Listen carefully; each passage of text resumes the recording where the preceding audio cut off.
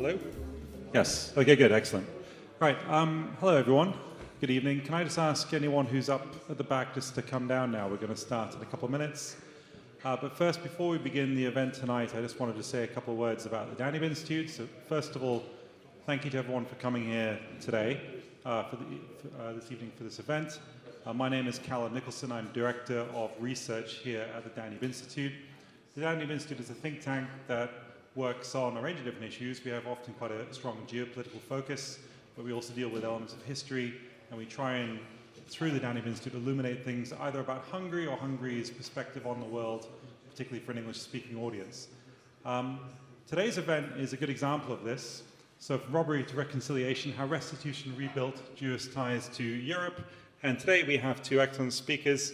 As the moderator, we have the novelist and journalist Adam Labor, who I am very honored to say is my colleague here at the Danube Institute, the author of 15 books, including, what was the title? Hitler's Secret Bankers? Yes, that's right, which was nominated for the Orwell Prize some years ago. And as our guest, but he'll introduce the guest, is Avraham Weber, who's joining us from a few days flown in from Israel, is that correct? From the United States. And, but I'll pass it over to Adam now, but just to say to all of you, thank you for coming this evening, and I'll hand it over to Adam. Thank you.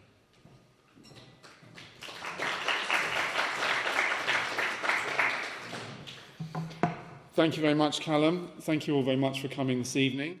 We are honoured to have a very special speaker with us tonight, Professor Avraham Weber, Professor at New York University, an expert on one of the most difficult and sensitive issues in Central Europe, in Western Europe too, and also here in Hungary about post-war restitution, post-Holocaust restitution. And we're going to be looking at the themes around that. Some of them are legal, of course, when a community has been wiped out, who gets its assets? Should that be the descendants of anyone who still managed to survive? Should it be Israel? Should it be Jewish communal organizations? That's an ongoing debate. We're going to be looking at the ethical and moral issues of that, and also tying it in to the contemporary world we live in, which, as we know, since October the 7th, 2023, is a much darker place. And anything to do with Jewish themes is provoking, unfortunately, very strong and often very unpleasant reactions. So how our themes today tie in with this new world that we find ourselves in. But I'm not going to talk too much now. I'm going to hand you over to Professor Weber. He's going to go through some slides with us, introduce his general themes. After that, he and I will have a conversation, and we'll be very happy to take questions from the audience. So over to you, Professor Weber.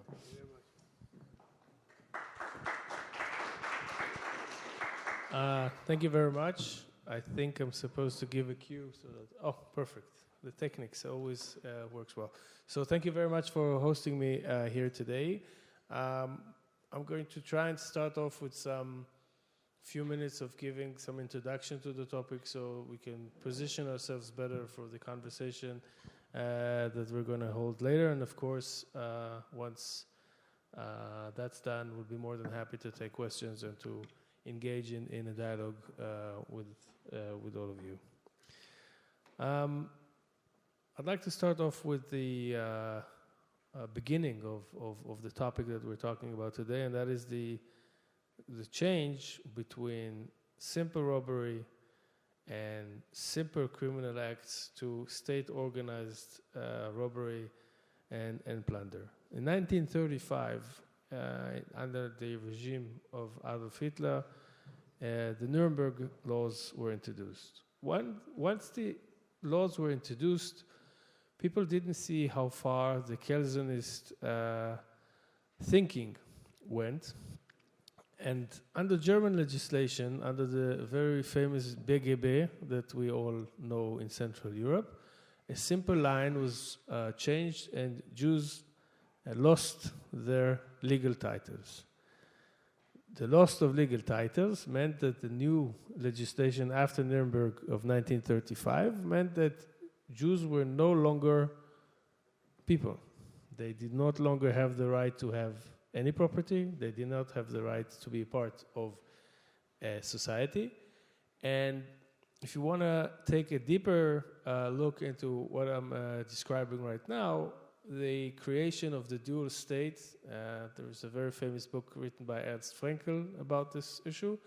Nazi Germany became a dual state. It meant that for the Aryan Germans, there was one set of laws or one set of behavior, and Jews were wiped out of the general circulation and population by a change of a draft of a article in the law.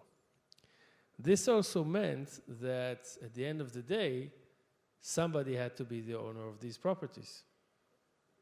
You can't have houses, assets, financial instruments just staying there up in the air. Somebody has to come in and become the legal owner of these properties.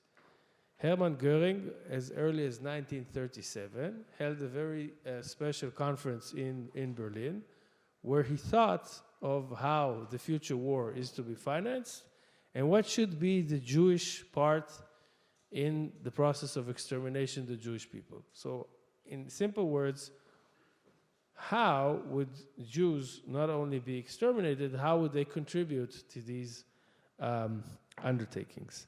And so the idea came that the tax authorities issued a demand for all Jewish former citizens, because at that time they were already lost their citizenship, and they basically had all the information needed in regard to the financial abilities and holdings of Jews in Germany. This, of course, spread tremendously with the expansion of Nazi Germany. The Anschluss of Austria in 1938 brought the Austrian legal system under the same system, as Austria was taken by Nazi Germany and became a part of the Third Reich. And so, 4 years before, we already experienced the Wannsee Conference of the final solution and the idea of systematically killing and eradicating all Jews. We already have seen the four plans of the plundering and robbery of Jewish properties. Between 1939 and 1945, we see two types of structures. We see the structures directly under Nazi occupation, and we see the countries where the Germans were very much influencing local politics. So in states like Ukraine, Poland, Austria, Czech Republic, the local administrations were decapitated. The Nazi regime replaced them as these territories were taken directly under German occupation. But in those satellite states, such as Romania, Bulgaria, Hungary, and Slovakia, the Nazi regime sent over their so-called Judenbeauftragte, which were the Jewish consultant that was supposed to be here, advising on local fascist governments of how to deal and how to go along with the plan to rob and plunder Jewish property and also later kill and exterminate the Jews.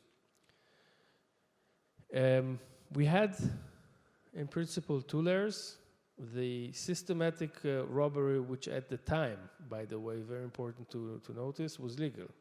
This is also something very important to bring up, because this was done by the state in a state manner under the Reich's law. The expropriation of these properties was legal at the time under the Nazi regime. And so either properties were taken directly from individuals, or were taken, if they were, when we're speaking more about artwork and we're speaking more about financial instruments, from institutions where they were held. There is a finger number of about $130 billion that is floating around as for the value of these assets. I would humbly assume that the number is bigger. I think that the number of $130 billion is something that we're very basic and doesn't go to the root of the amounts of plundering that was taken. Another argument that I would like to bring into the conversation today is that, interestingly enough, in December 1943, the Allied forces met in London and already, well before marching into Western Europe and putting out the plan to eradicate Nazis from Europe, one of the first things that the Allied forces already agreed on was to have a systematic post-war dealing with the plunder and theft. The plan was cut into two. One was to recover and retrieve cultural assets that were stolen from Jews, and the other one was to recover their personal properties. Post-World War II created a divided Europe. And this goes also to the root of the story that we're talking about today. The Allied forces under the American leadership recognized the scope and worked to create a new legal political system in all Western Europe, including Germany, Austria, France, Netherlands, and so on. Very quickly into taking over or positioning soldiers on West German territories, the American army started to set up structures to retrieve and collect the looted properties, mainly art.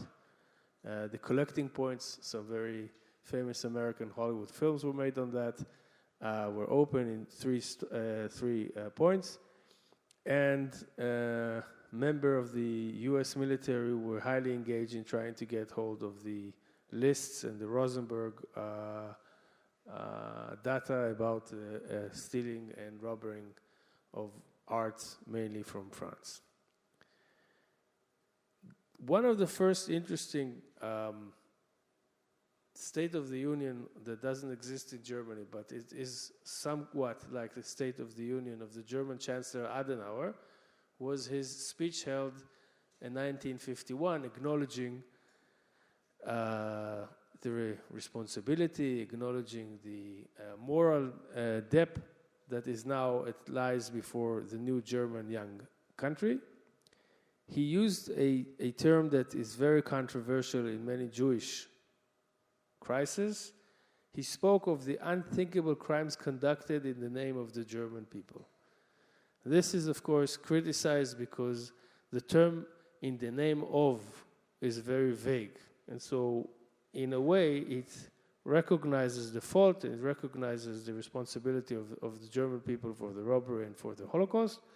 But then again, it leaves the perpetrator as a very open, undefined group, which is, of course, understandable under the circumstances that he stands as the German chancellor before a parliament in Germany and has to deliver the speech and win the political support for that. So the argument is going to be that one of the most important steps for denazification of Germany was the assumption of responsibility, the recognition of the systematic robbery, and the acceptance of the need to come to terms with crimes committed by the Nazis.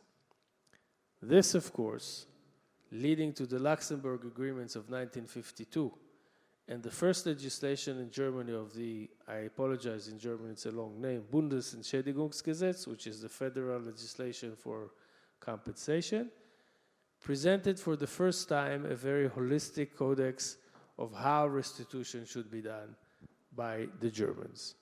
Not very surprisingly, a few years later, as the Soviets left Vienna, the Austrian government, 1960, adopted similar, not the same, but similar steps to deal with that. Having said that, most of the Jewish property that was in Central and Eastern Europe was not attended to, as Europe was split between West and East, West under the American and Allied leadership recognizing the wrongdoings, and the East under communism, believing that these are atrocities committed by fascists, and therefore the communist bloc is not to be connected to the issue of restitution. They hold no moral responsibility for that, as they were the ones who freed Europe from Nazism.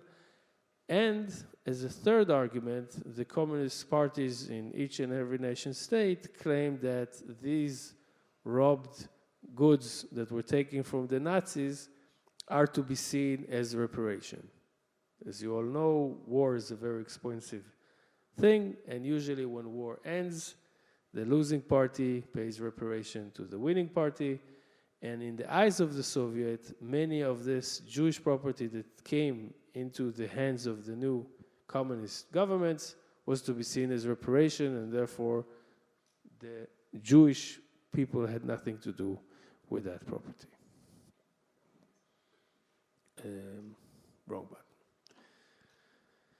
Fall of the Soviet Union, a speedy process starts of reshaping or addressing this issue within Central and Eastern Europe. When it comes to restitution of property, it is very important to note that although massive steps were undertaken in Central and Eastern Europe to deal with the issue of private holdings of properties, very important to note, highly complicated with the split of Europe, meaning that the ownerships of 1945 were not the ownership of 1989-90 as the communists left. And so many countries have undertaken laws to create legal clarity over properties, or in American terms it's called clouded titles. So the drive to come clean was to allow countries that were under Soviet regimes to redefine or clarify their situation. And that was exactly the window when many Jewish organizations, the American and Israeli government came into discussion with these countries. One of the most complicated ideas, especially for legalists or jurists, is the topic of heirless property. I'm not sure that you are well aware with the term. The term heirless property in this context means property that was left without legal heirs due to the extermination of the Jews. Very strongly anchored with biblical argumentation. We have the story of King Ahab and the story about thou should not, I'm not sure that I know the right English term, but it is, you should not murder and succeed. So this is a very old biblical idea, and the accusation against the governments is that governments were trying to take over this heirless property, and therefore cause of unlawful enrichments was made because the Jewish organizations claimed that this is unacceptable because those governments that were involved in the extermination of the Jews cannot profit from those steps. And so this very legal long argument that is not easy to solve evolved. Because as you know, under the general terms, if any of us sadly die and we leave no legal heirs behind us, the official owner or the official heir of these properties are the state. Makes sense. And here, Jewish organizations and others made the claim that this is a different situation because of the specifics of the Holocaust, because of the systematic murdering and looting of the properties. Here we should have a legal exception to the normal law and recognize those properties as heirless Jewish properties and then deal with how to resolve these conflicts. I think we'll speak more about Hungary in the talk, so I'll try to do it in a more organized way once I'm sitting down. But I just wanted to lay out that when one speaks about Jewish property, we have, in principle, three groups. The first group is pretty easy to recognize. These are the individual cases of families who survived the Holocaust or heirs of those who died in the Holocaust and can prove their right of ownership. And for them, we had to come up with special frameworks that would allow them 50, 60 years later to come up with their claims. The second is what we call communal properties. These are all properties, the synagogues and other Jewish institutions that were left behind. Sadly, in some countries, and I think in Hungary it's pretty apparent, in some countries, because of the vast extermination, many communities died or perished as a whole. And so we have in many cities big Jewish institutions. If we want to look outside of here, we can look, for example, in Lithuania.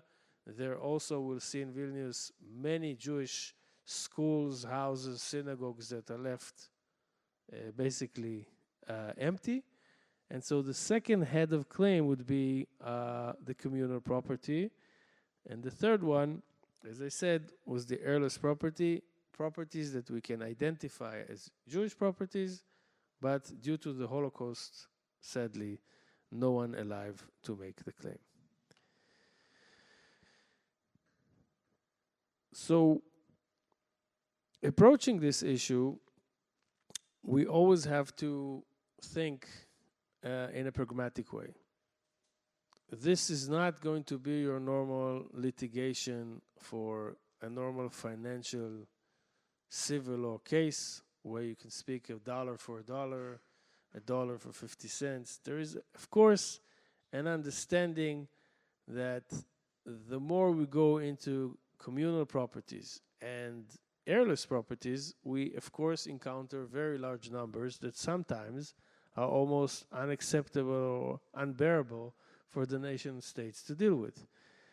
And so a new mechanism aiming for just and fair solution was promoted. The idea behind this is to allow states that want to be on the right side or to be a part of a bigger process of restorative justice, of doing justice again, that these countries could set up a structure that is affordable, financeable, and could be economically done by the states. Usually, as in many other cases, nothing happens from alone. And one of the main catalysts, one of the main things that got things moving faster in the 90s in Europe was a wave of Class A actions were submitted before U.S. courts. In the United States, they have now closed it with a new Supreme Court decision about a Hungarian case, but up until not long ago, the issue of sovereignty of states was questionable. So we have the Sovereignty Act in the United States, and in the United States, if you can prove that one country acted against international law, you can foreclose and seize their assets in that country. And that kind of sparked a wave of claims against the German industry, the Swiss banks, insurance companies, mainly in Italy. And this process kind of brought many countries to rethink what they've done up until now and how could they create solutions to that issue and reach legal peace.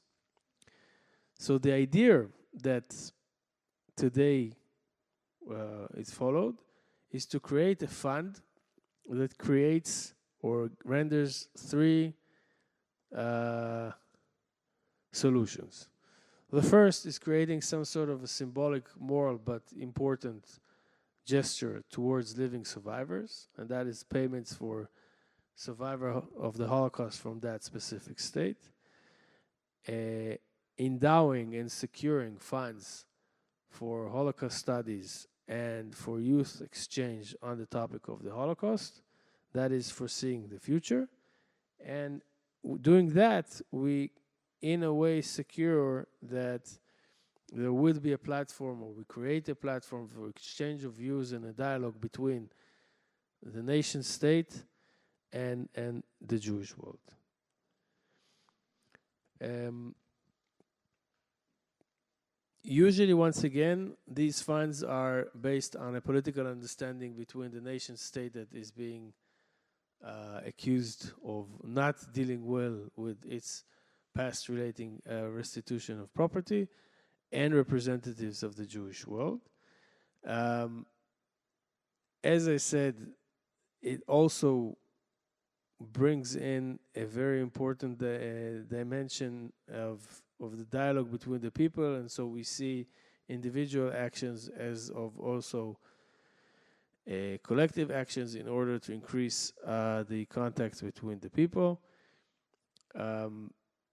These programs, as I said, also have this variant of youth exchange, so we kind of promised that this issue would continue in the future, and it makes things easier for former national state citizens of Jewish origin to affiliate with their country. So sometimes it's hard to remember or to understand that a very important variant of these compensation processes are done mainly in order to bring justice and to allow some sort of closure. It's funny to say that. I always find when I make this argument in public that people are not believing the argument because it sounds implausible. But at the end of the day, it's not about the money. It's about the recognition. It's about the acceptance of responsibility. It's receiving, as blunt as it might hear, receiving a letter from the finance minister or the prime minister or whoever of that country, signing and saying, for the injustice things that were done, we recognize as the government of so and so and so our wrongdoings, and here as a symbolic gesture, as a recognition of the pain, suffering, or whatever, we are now allocating so and so money, amounts of money. So it's more about the idea rather than the amounts, because there is no number on death, there is no number on suffering, there is no number that we can really come up with that would be enough. So I hear mainly when I speak with my German colleagues, the question of how long, how much, what do you expect, how long do we have to keep financing this and whatever, and so on and so forth. It's very important to say that at the end of the day, this is more about gestures rather than the amounts themselves. And a very blunt experience from the last year or so, very quickly after October 7th, the federal government of Germany came up with an idea of making a very tiny, small symbolic payment of about, 250 euros, which is not a great amount of money. But the important step was to reach out each and every Holocaust survivor living in Israel, acknowledging the complexity of being dislocated or displaced, also some parts in Israel, and the suffering that they had in the first few weeks after the events, and kind of, in a way, showing their interest and compassion towards the survivors. So I think that this is it. Thank you very much.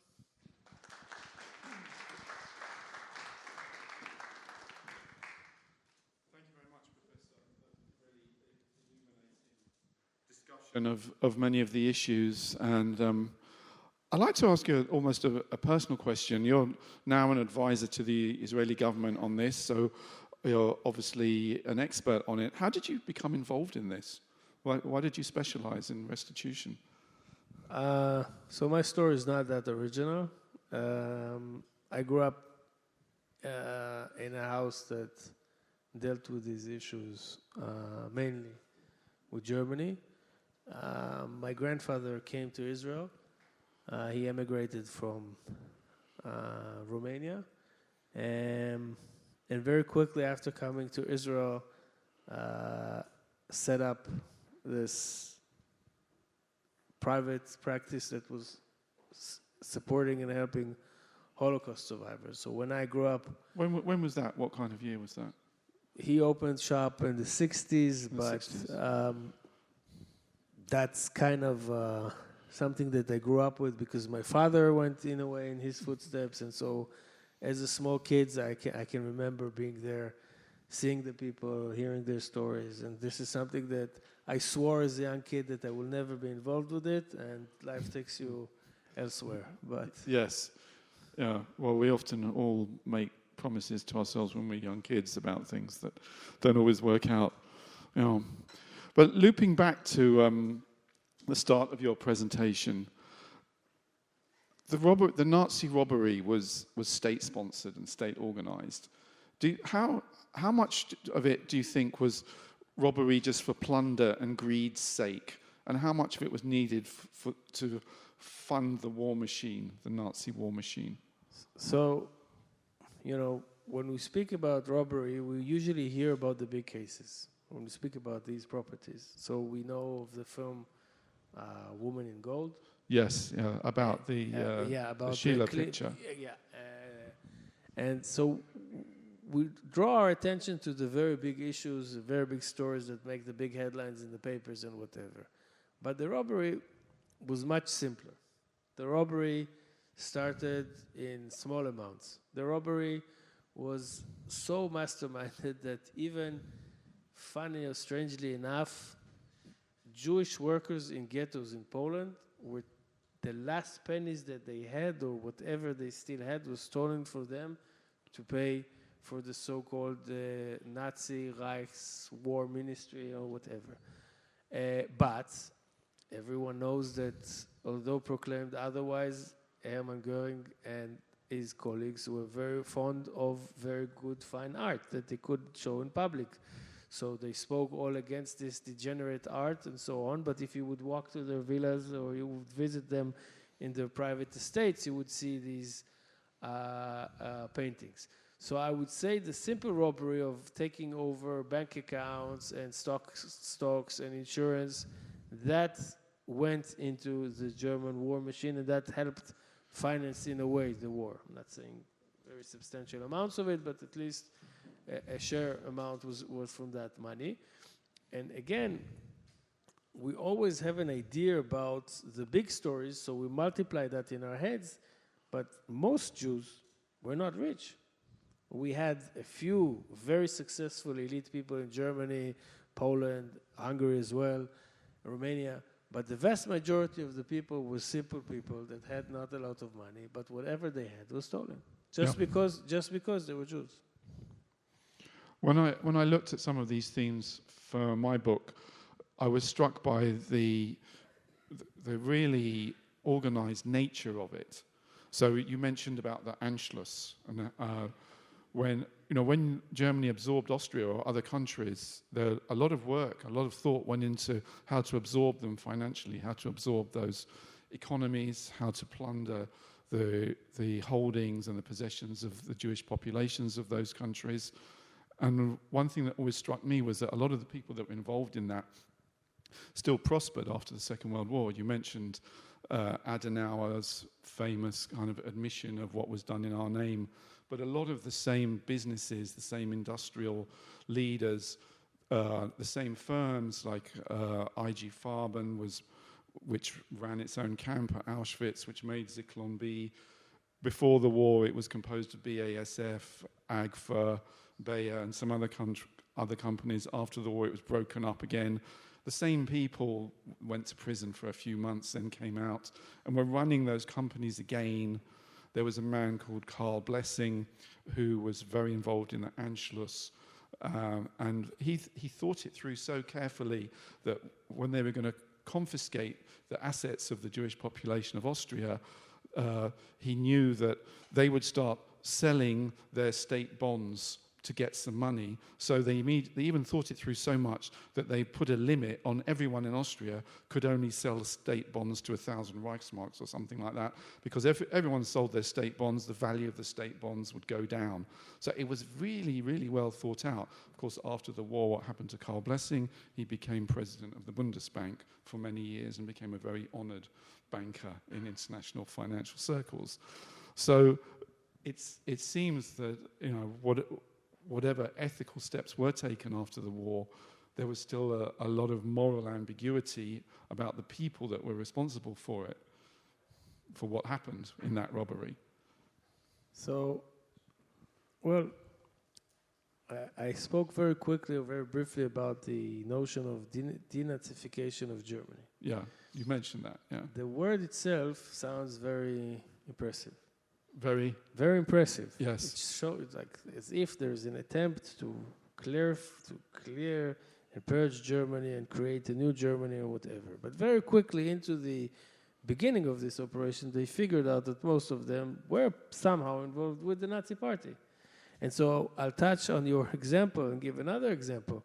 The chief negotiator, the headmaster behind the decision of how much money to allocate for the Luxembourg Agreement, which is the historical reparation agreement between Federal Republic of Germany, State of Israel, and Jewish Claims Conference, was no other than Joseph Abs. And Joseph Abs, during the war, was a state secretary, very much involved in the robbery itself, and he was one of the chief negotiators and the one deciding whether money should be paid. It was such an absurdum, the first rounds of negotiations, that the entire German delegation came back from Wassenaar and resigned, because they said, we are not going to let Nazis decide on how we're going to. They said, this is ridiculous. We got the diplomatic mission of redoing and solving the mess left to us by the Nazis, and we still have people that were active in the Nazi regime telling us the entire time what to do and what not to do. So that's totally... when was that? That was in 1952. Yeah. And so another thing, of course, this had to be master planned. There was a whole ministry in Germany, Ministry of War, that was exactly targeting these things, exactly thinking of these things. And you mentioned the German industry. Yes, there was a glitch, a legal mistake made in the 60s by Siemens that made some sort of a very small arrangement with some claimants. I'm assuming it had to do with more of their business in the United States and elsewhere that they wanted to. Usually you need to have an incentive to be just and right. And so they probably had a very big incentive in closing some important business deals in the United States.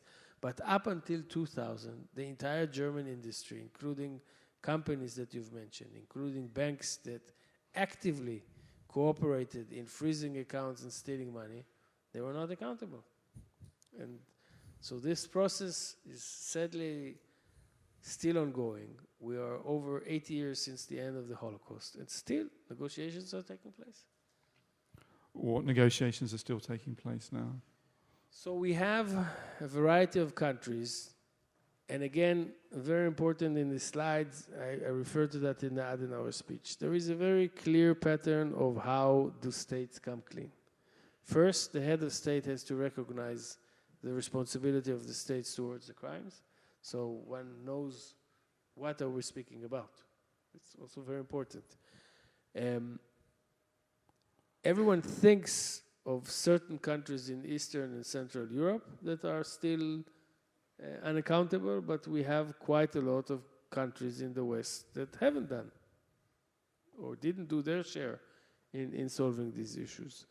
I'm referring to Luxembourg, for example, that had a parliamentarian committee accusing the banks there for cooperating with the Germans. Luxembourg had a very tragic story. They invented a golden visa in the 30s, maintaining that Jewish German industrialists that would come to Luxembourg and would deposit a certain amount of money would receive this golden visa and then would stay there protected and nothing would happen to them.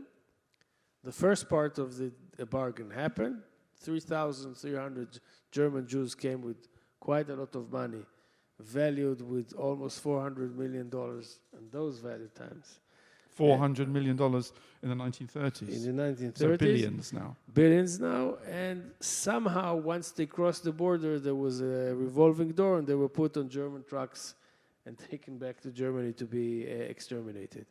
And so they haven't come to terms with that issue. They made a general assumption of responsibility, but the bank issue is still very much in conflict, as they claim that the banks were robbed by the Nazis. So one should be suing Berlin and not Luxembourg. But we have the same story happening in Belgium, where the banks there also, froze and took away quite a lot of money of Jews living in Belgium, never addressing it. We had a very late process in the Netherlands relating the responsibility of the train company. So we had France was one of the first countries in the last few years to recognize, then the Netherlands, but we still have stories ongoing in other countries, and it goes on. Yeah, it does go on.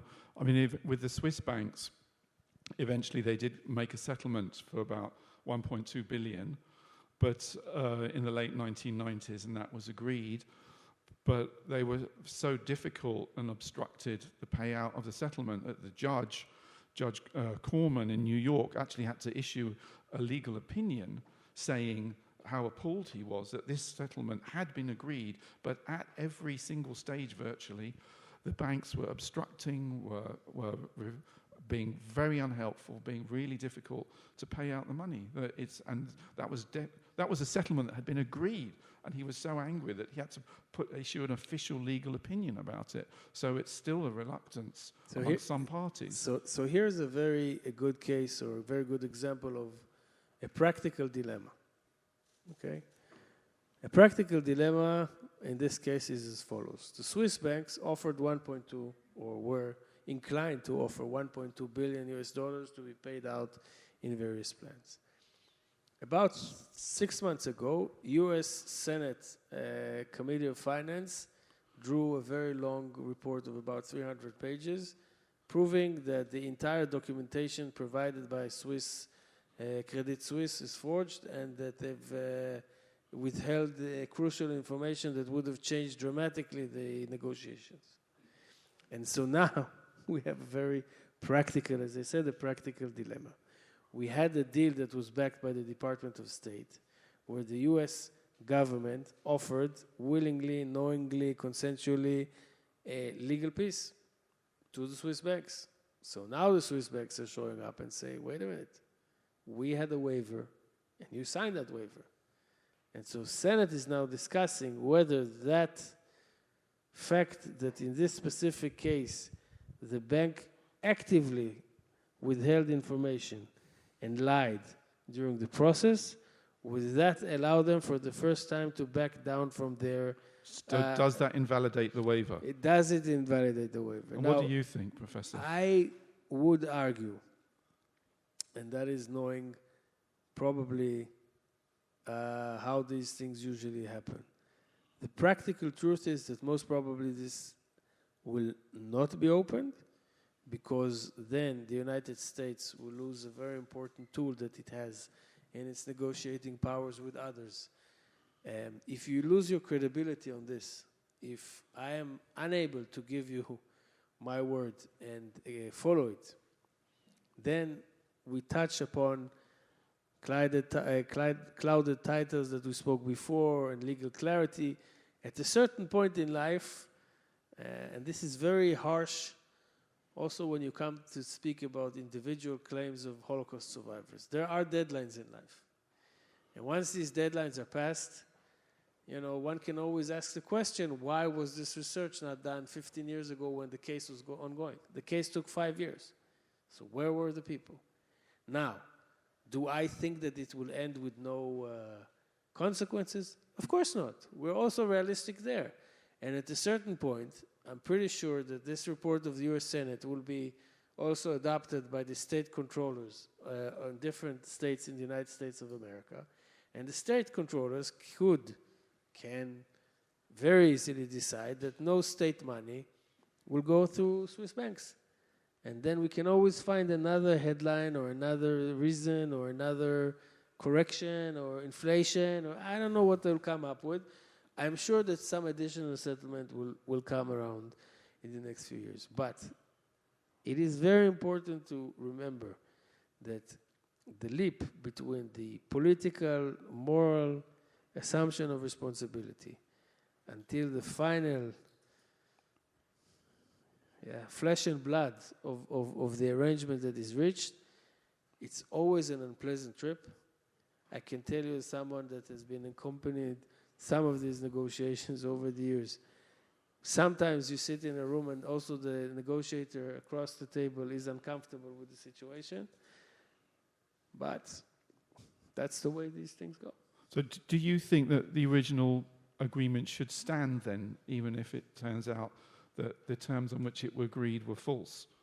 I would think that practically this agreement is not going to be reopened. It's not going to be reopened. I also think that there is a very strong problem with the leadership of that specific Swiss bank. And I think that they will find civil remedies to make sure that the bank or the institution comes to terms with that issue. How does it going to come out to? What is exactly the agreement that they will hammer out? I have no idea. But I think that the Americans are going to pressure the Swiss at a certain point to come up with a secondary arrangement or some other adjustments, or the banks themselves can always adjust the waiver. The banks themselves can always say, okay, in light of the new circumstances that of course we didn't know and we couldn't know, not our responsibility, 3-4 clerks decided upon themselves to lock out of to hide the materials or not to share it with the auditors that were looking through the things. It was their own idea, but recognizing the importance of this, will settle so and so. Well, this probably is going to be the solution to the situation. Because had it not been to that, the U.S. Senate wouldn't have taken so much time in composing this report, because they already made this report, they already accused the bank of withholding the information. Consequences have to be found. Question is, how do we legally structure it? How important has America been in the drive for restitution after the Second World War? Now, I hope that nobody is going to quote this in Jerusalem, but they've been very, very important. Because at the end of the day, when we speak about practical diplomacy, it's always about your interests. It's always about your interests. And allow me, please, to explain my answer with the Hungarian model or parts of the Hungarian models.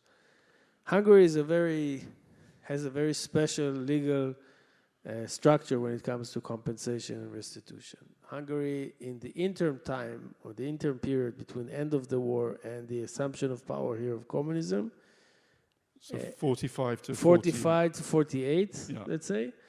In this window of opportunity, of window of time, the Hungarian government took full responsibility of what has happened. When I say full responsibility, it means full moral responsibility for what has happened.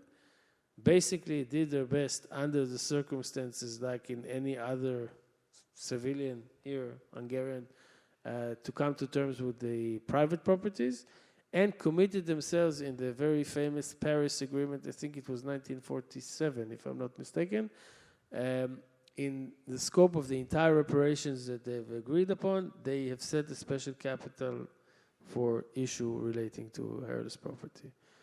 Communists come, this topic goes to sleep for many years. 1990 comes back, and the Hungarian regime starts to build a new form, a democratic form based on rule of law. By the way, a massive, important drive also for all these good things that these countries did was not only the US, but also the European Union. Don't forget that immediately after the fall of the Soviets, Brussels was already thinking of, I remember 2000, I was writing my thesis about the expansion of Europe, and then I figured out how politicians can kill your academic career overnight in a vote. So we came up with the modality of Europe 4+10, and then we found ourselves suddenly in a situation that the entire bloc joined overnight. But joke aside, and coming back to this topic, a very important crossroad or a cross point in the history, modern history of Hungarian restitution was the settlement that the government here made with Jewish organization, 2007. This was for the heirless property. And then the Hungarian government decided to allocate $20 million as a upfront payment for the final agreement that will be reached over the years, because they claimed we can't come to numbers, we don't know the facts. The $20 million went where? They were paid out to Jewish organizations to pay worldwide for Holocaust survivors. And at that time, we had tens of thousands of Hungarian survivors still among us. And the focus was the survivors. What year was that again? 2007, I think. So there were still many survivors. So it was over 20,000 people who got paid somehow over these programs. But the main incentive for that program was a litigation, a Class A action that was filed in the United States. And so the United States is a very important arena because, up until the last case that was, by the way, from Hungarian Jewish families, that was adjudicated 2024, where the Americans decided to change their doctrine about state sovereignty, and they are not longer so interested in having this litigation before them. But over the years, this was a very important tool. And a second very important tool, as I said, was the soft force. Controllers of states, New York, California, Florida, if they came up to a decision that no state money or no public money is going to be involved in doing business with that country, it's a very big, heavy sanction, a real sanction. It's not something that you just proclaim to the papers. It's a lot of money. And also the French rail case that I spoke of earlier. Tell us about the French rail case. The French rail, again, I'll explain for a second. Some of these claims, you should figure out the constellation that led to them. So the French rail case was a case where Jewish organizations filed against the French rail company for deporting the French Jews to Auschwitz. And actively and against money that they got, by the way, from the German Nazis, because you have to explain, okay, so if it was forced and if they were occupied, so they had no free will, and if they had free will, why are you suing them? So they had no free will, but received a lot of money from the German Nazi government at the time to transport Jews from France to Auschwitz. And so, many years later, the French rail company won a very big tender in Atlanta, Georgia, something in the vicinity of $50 billion or something like that. Very quickly. 50 billion? Something incredible. A very big project to kind of change the entire rail system in Georgia and something in that scope. So the controller of the state came up and said, very well, but we cannot go forward with the tender because we cannot work with that company because it never came clear what it's passed about that claim. And so that claim was bubbling in the background. Yes, and so when you ask how important America is, then most countries would listen to what the U.S. American president has to say. And when it comes to doing business, America is a very important business partner of many European states. And if America puts the foot down and says, we're not going to do any work with you anymore because of these things. And so what happened in Atlanta? In Atlanta, at the end, the Department of State negotiated with the French Rail some sort of a general agreement. The settlement was for about 60 million euros, and it was a fund that was administered by the Department of State. And many survivors or their families were able to make their claims many years later than the time. Decades later. Decades later. Yeah, I remember when I was working on my book, because I was writing that in the late 1990s while the scandal was going on about the Swiss banks, the two scandals, the private banks holding assets of Holocaust victims or survivors, and also the role of the commercial and the national bank in laundering looted Nazi gold.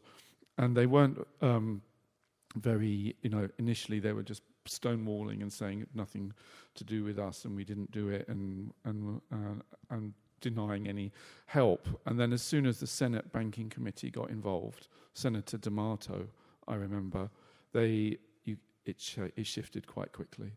And then once they said that they were going to bring sanctions on them, then suddenly they found this 1.2 billion. But I remember when I went to the Swiss embassy in Washington to talk to them about it, to get their side, they were going on and on about Senator D'Amato. You know, they were really saying, oh, they call him Senator Pothole, he's just a local senator and this and that and the other. But you could see they were talking a lot about him. They were really worried about that.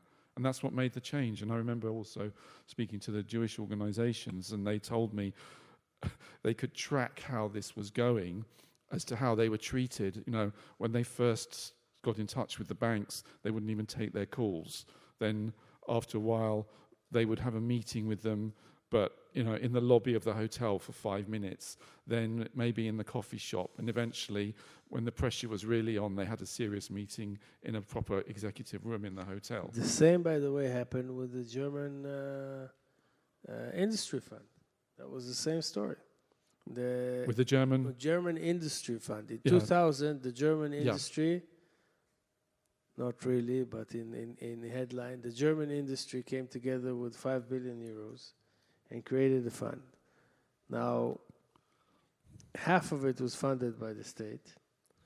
And the second important thing, that fund was actually the solution to another very important issue, and that is the slave labor of the non-Jews. Everyone always thinks that all these things have to do only with Jews. For many years, there was an outstanding open issue regarding compensation and not restitution, and that was the compensation for the Slavonian workers. So, people taken from Poland, from Ukraine mainly. We're talking about almost 5 million men and women who were kidnapped, basically, from their own nation state, and were brought to Germany to replace men who were out in the front. And as the war progressed towards its end, I think the minimum drafting age in Germany was in between 14 to 15. So you practically had no men there, and so they brought quite a lot of people in. And for many years, they refused to discuss it or to negotiate it. They would say, well, this is covered by the reparation agreements that we reached with all of these countries and this and that.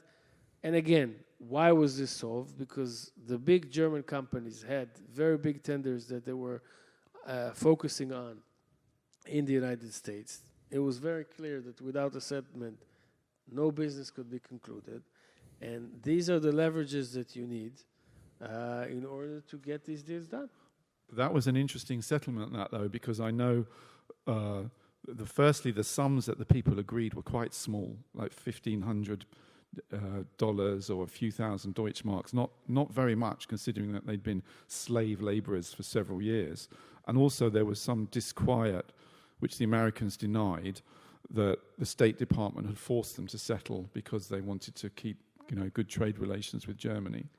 Any big settlement is a bad settlement for the individual. It's a bad settlement for the individual. Every big settlement that has a very big number on it is usually very bad for the individual claimant, because it's like a box. You need to fit a large number of people. This is how you convince the public that you've done good. 1 million people got compensated. 2 million people got compensated. But when you take a case and you bring so many claimants into the case, and you have to be realistic, because at the end of the day, the money has to come from somewhere. Yeah. And so when you create a capped fund with a certain amount of money, it's a lot of money in real terms, that's true, but the individuals get much less. I'll give you a very simple example. We had the issue of Jewish workers in ghettos, also a very interesting topic that started in 1997, where a worker from Ghetto Lodge made a claim to receive his old age benefits from the German government.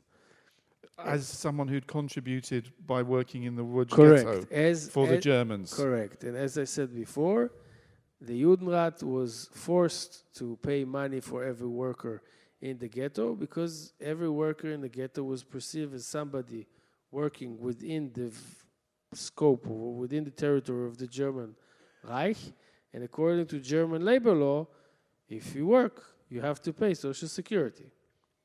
And so, 1997, it went up to the Supreme Social Court in Germany, and the judges said, well, in principle, we agree that the claim is right.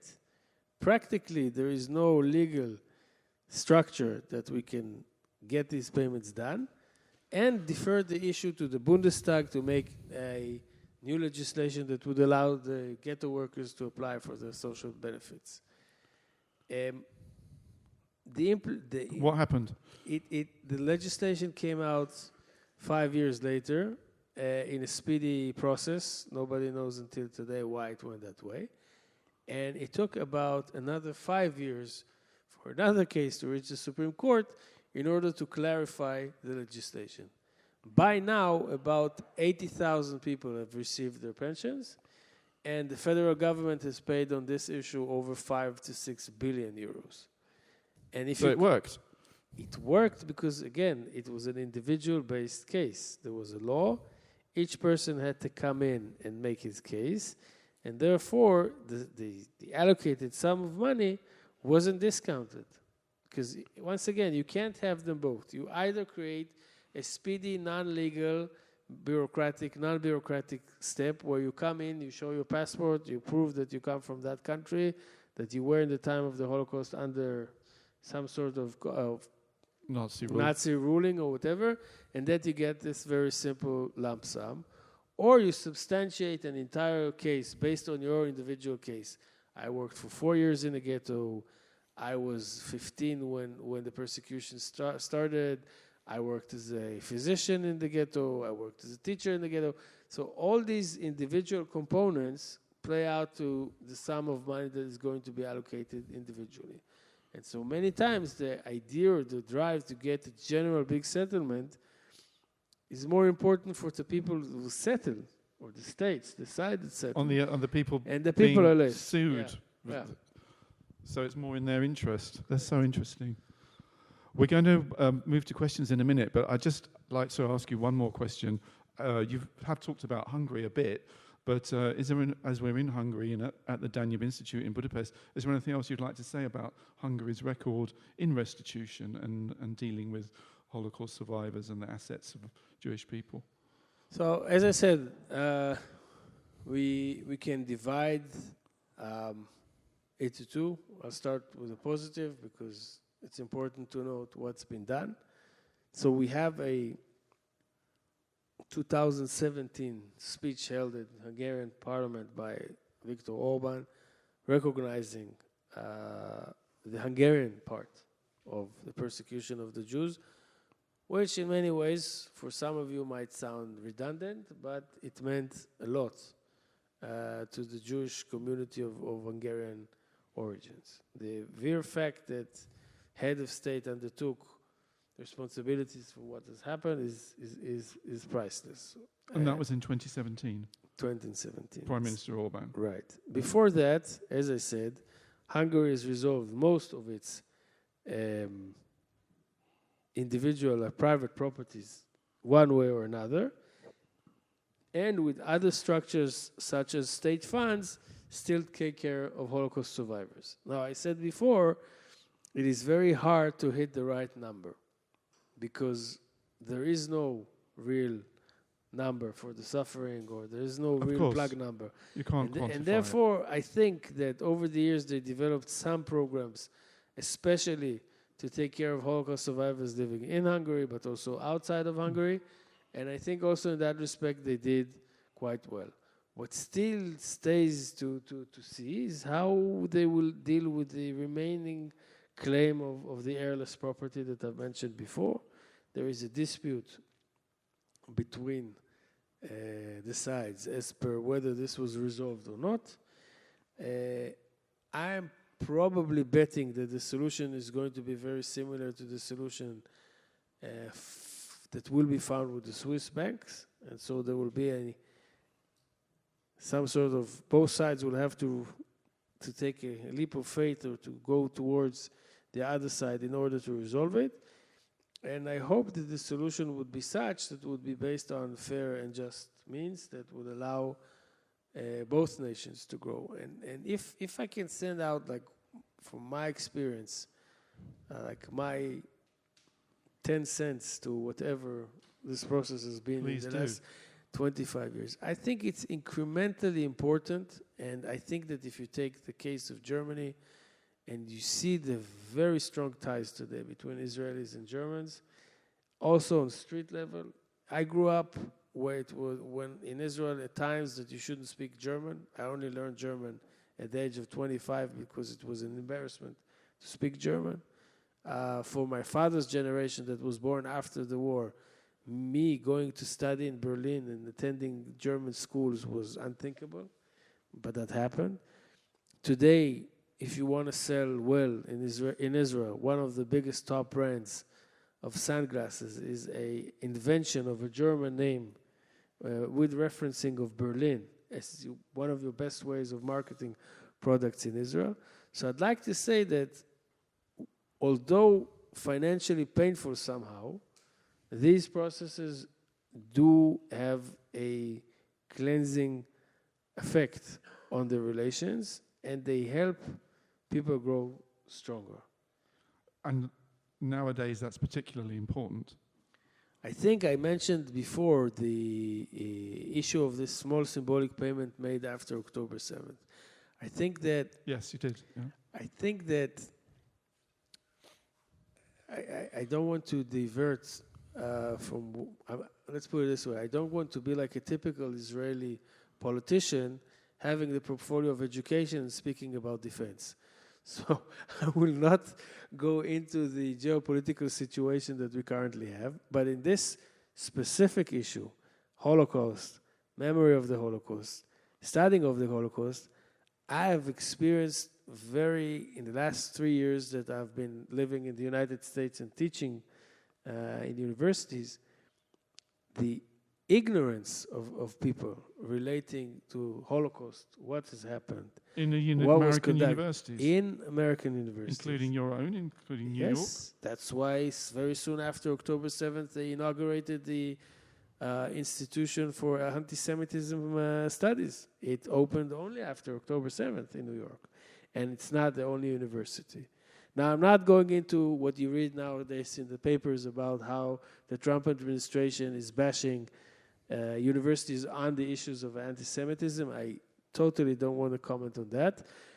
But it shows that this is an issue, that this is a topic.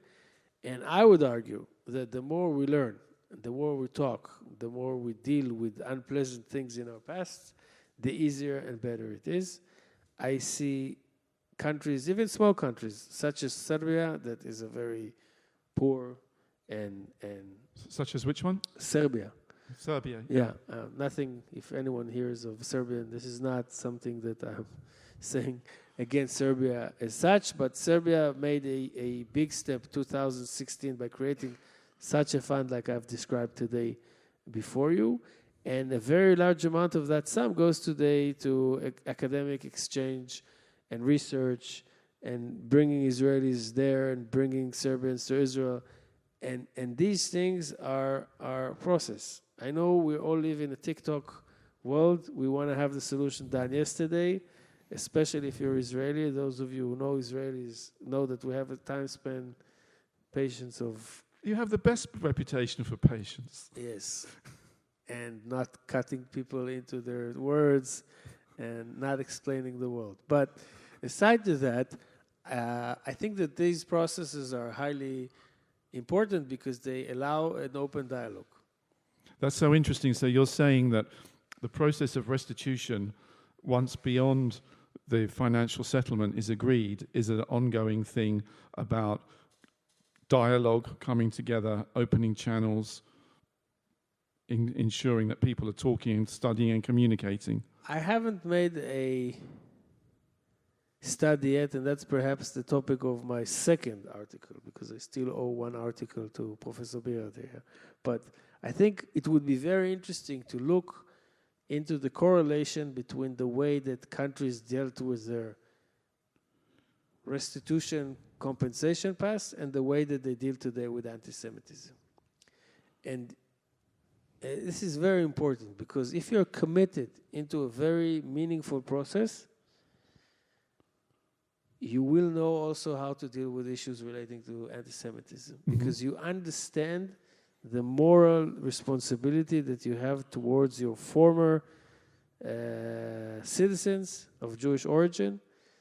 If we look into some very simple technical legal manner that has nothing to do with the topic, citizenships, okay? We have the German model when it comes to Jewish Holocaust survivors, we have the Austrian model, and we have other models.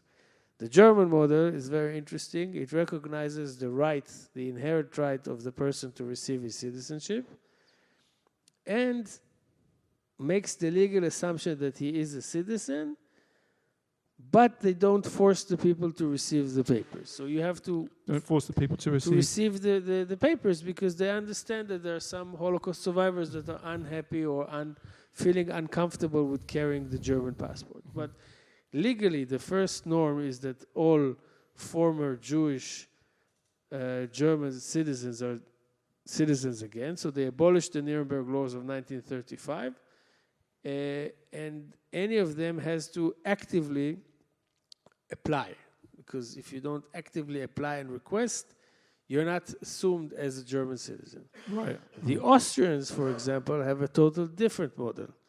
They think that all former Nazi persecutees are Austrian citizens, and they don't allow the survivor himself to decide whether he wants to reassume the citizenship or not.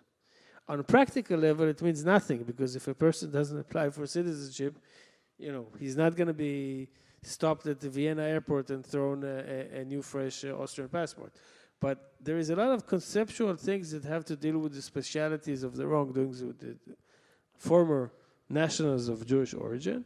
And I think the more we have these structures, the more we spill over also on projects that are not directly only relating to these restitution issues. Because this is a game opener, or the first line in a dialogue. And the more a country is engaged in dealing with its past and the wrongdoings, the better chances it has to build bridges. And connecting all of this, because we are in Budapest with Hungary, I think that the current regime is doing extensive steps also to support the Jewish life. And I think it's doing what? Extensive steps. Yeah. I think that perhaps even pro capita, this would be the biggest investment in Jewish communities in Europe, because in many ways we have numbers, at least that I'm aware of. We have a pretty big Jewish community here in Hungary, one of the largest, at least in Central, for sure in Central and Eastern Europe, it's the largest. And also the difference is people that are from Hungary, because there's big Jewish communities in Berlin, but mainly from Russia, in France, now second or third generation French, but originally from North Africa, many. Yeah, but here it's indigenous. It's indigenous, but not only that, I think that Hungary also is very vocal on these issues, and that's why you see also others that come here. Yeah. So I met quite a lot of people on the plane coming over here. Sadly, they didn't want to hear me talk before them, as I'm punishing you here today. But they did explain that they were going to Budapest because they feel safe here. And this is, again, if you ask me, what is the real spillover of all these reconciliation processes? If you feel that the hosting national state is proactively understanding the issue, trying to fix the issue, trying to look into the issue, the more safe you would feel. The more safe you would feel, the more you would come. The more you would come, you'll do business here. You'll create stronger diplomatic ties, stronger academic ties, stronger cultural ties. And I'm not sure that you're aware, Hungary is the #1 sports location for Israeli soccer and basketball fans, because since the war started, we can't hold any games in Israel because of the situation of the war. So most Israeli basketball teams, the top Israeli basketball teams, are playing here in Hungary. Too. And soccer tonight, the Israeli national team is hosting their home game here in Debrecen. So, but joke aside, this was closed in a phone call between politicians because people feel very strong allied to the issue. And my argument to connect us to the topic here today, the stronger we engage ourselves with these issues, the better, the more we open the door for engagement with the Jewish community here and the Jewish community also in the diaspora. Thank you. That's a really thorough and also very encouraging note on which to move to questions. If anyone in the audience like to ask a question in the front row? Yeah. We need to give you a mic. Yeah. Thanks. I would like you to, if you can, elaborate a bit about the crisis, the debate that took place between the Israeli government and the Morawiecki government. I think it was 2018, and that's one thing. I think it's still alive. This dispute. So, what dispute is that exactly? I will take the question. Yeah. Sure. So, remember when I was speaking before about the issue of heirless property and the original legal definition that says that there is no such thing as heirless property, and in case there is no legal heir, it goes to the state. And this is again connecting to why I think all these settlements are important, because they correct in cases that you have a false national narrative or a unacceptable national narratives, at least in Jewish eyes, it helps repair that. And that is exactly the failure of Poland. Poland sees, and let's be honest about it, regardless of the government, it's Morawiecki was the person who was fighting about it for internal political reasons. It ran together with his bill about the historians and whatever. It's more of an internal propaganda for his own elections. But if you speak with Polish legal experts, they would all tell you that the legal heir of these properties is the Polish state. And they would say that people were murdered first because they were Polish and then they happened to be Jews. No, they would say it seriously. Now, in a window of opportunities because of life realism, at a certain point we were able to negotiate something symbolic, very small, but still important, and that is the recognition of Poland that Jewish survivors in two very big groups in Poland should be recognized by the Polish state as war veterans. Okay, so this was the kind of a way of introducing some symbolic monthly payments for Polish Holocaust survivors, whether in ghettos or whether they were taken to gulags in Russia. In both cases, we made the argument based on their argument that they have failed as a state to protect their fellow states' citizens, whereas other Poles were not taken to ghettos and were not thrown to gulags in Russia. They have to assume the responsibility and then pay them as if they pay veterans of war who were inflicted by Nazi crimes. And how did they react to that argument? They said as long as it's symbolic, we'll agree. What does symbolic mean? $150 or something like that. But that has nothing to do with your discussion. The discussion that you're relating to was the first time ever that Israeli government went head-to-head with a foreign government over restitution issues. I can tell you that usually it doesn't get until the levels that it did. Usually the Ministry of Foreign Affairs does not choose to fight openly with a friendly country over this issue. And with the case of the Poles, it was a very clear understanding that we have absolutely nothing to talk about. I would also argue most probably over other things.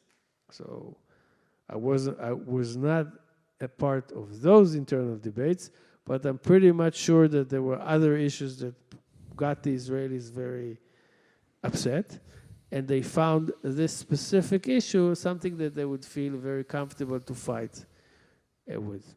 But Poland, like Poland, it went absurd. It went to the level that the feud was declared. It went to the level that the Poles kicked out the Israeli ambassador. And it came to the level that the current ambassador of Poland to Israel, then the head of the Secret Service, had to come to Israel and broker with the Mossad the deal of how to restore diplomatic ties over that issue. So there's a lot of emotions in Poland when it comes to this issue. If you ask a lot of Polish citizens, they will tell you stories that they have lost properties or they have claims and they never got it. And I think the big difference is the scope. I think we had 3 million something. And I think that really it's very simple. The Poles are still in the point that they don't understand. I don't want to use narratives that we hear in the news now from other sides, but they don't really understand the Jewish claim. They refuse to understand it for various reasons, and that's it. Thank you. Gentleman at the back. Yes, thank you. My question is, I didn't get that, the legal base of the expropriation of the robbery, was there any legal base, or was it done in a blurred way, just by, let's say, like the killing of the Einsatzgruppen? Yeah. There was no, I was myself in Wannsee and studied the texts. There's not one line saying we must kill all the Jews or we must kill many Jews or whatever. It doesn't exist. I haven't seen it. Yeah. Nevertheless, it happened. Yeah? It means that local commanders and local clowns initiated these mass killings. Yeah? So together, by the way, with their Lithuanian, Ukrainian, and Polish friends. So again, my question for the as you name it, robbery. Is there a legal text saying, okay, you are not a German citizen, but your assets are now ours?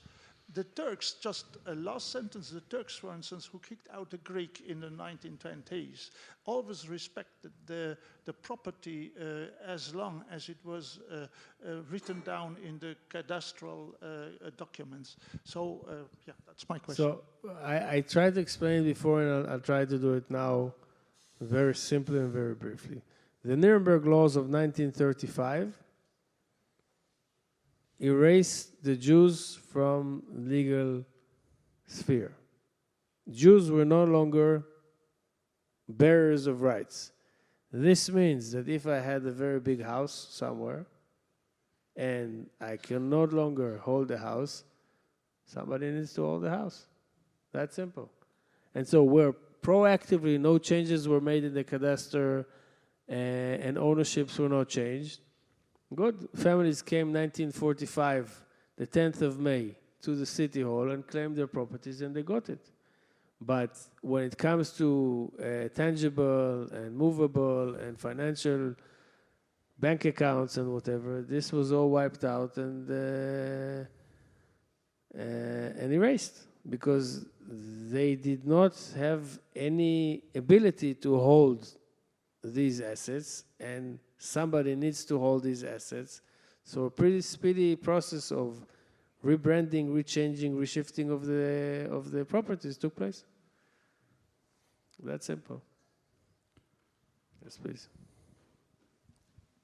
As an innovation or an invention entrepreneur, Professor Weber, I especially appreciate your eye-opening words and thoughts. Now, time is the essence of everything. Could you possibly welcome, promote, and utilize one of my projects, what is called the Vindication of Anti-Statute of Limitation Principles? How do you like that? If you can explain to me what you mean by that, I'd be very happy to comment. It's perhaps very clear to you, but it's not very clear. Well, you know, when it comes to any kind of, timing issues, sometimes we got this kind of brush off, which say, look, statute of limitations apply. And then we come back and think, wait a minute, how about the anti or counter statute of limitation principles? Okay. And so here your legal acumen, I think, in the 21st century might come into play. Right. So you're speaking about statute of limitation as a procedural hurdle for legitimate claim of any Jews for a property. Is that correct? Okay. Okay. So we'll separate it into two. When it comes to normal property claims, there is a deadline, and the deadline is also reasonable, and I'll explain. When the reunification of Germany took place, a survey of the Jewish Claims Conference came about with 15,000 properties in East Germany that were suspicious or subject or most probably Jewish. The German legislation allowed 1 year to file a claim for the property. The same thing happened in the Romanian legal system. Of course, the implementation is a bit different than between Romania and Germany, but on the theoretical part, when it comes to property restitution, the timeline is essential. Otherwise, you cause the total collapse of the real estate market in that specific state.